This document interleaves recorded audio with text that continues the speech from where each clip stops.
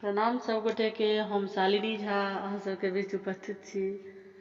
एकटा इच्छा भेल जे अहाँ सबके हम कजरी सुनाबै छी, तऽ सुनू अहाँ सब ई कजरी। और कजरी के महत्व जे छै से सावन में कतेक विशेष अइ से तऽ सब गोटे जानै छियै। तऽ हमर कोशिश अइ जे अहाँ सबके सुनाबी, अहाँ सब तक पहुँचाबी, अहाँ सब आनंद लिअ। सुनू, धन्यवाद। बरिसन चाहे बदरबाग दैया, बरसन चाहे बदरबा, बरसन चाहे बदरबाग दैया, बरसन चाहे बदरबा, खन बरस खन गरजग दैया, खन बरस खन गरजग दैया, बरसन चाहे बदरिया।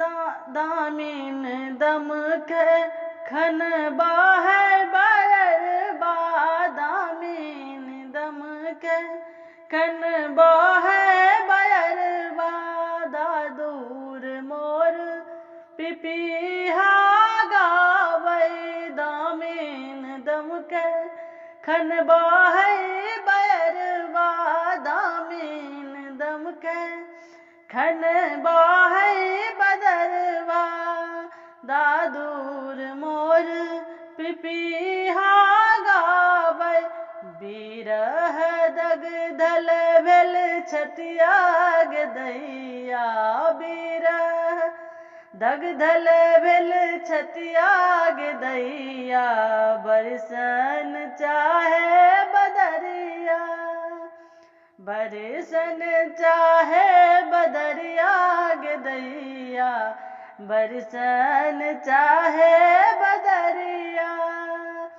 चारि मास हम आस लगाल, चारहि मास हम आस लगाल, घर नहीं आयल पियबाग दैया, चारहि मास हम आस लगाल, चारहि मास हम आस लगाल, घर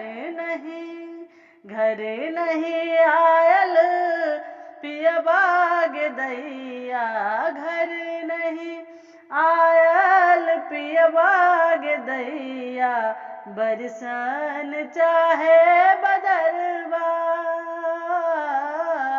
बरसन चाहे बदरबाग दैया, बरसन चाहे बदरबा।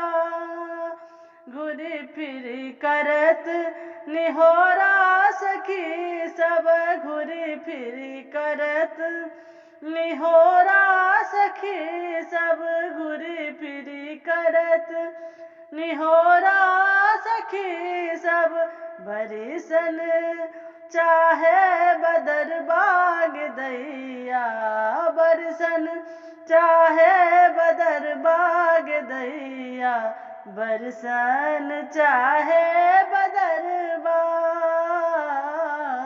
बरसन चाहे बदरबाग दैया, बरसन चाहे बदरबा, खन बरस खन गरजग दैया, बरसन चाहे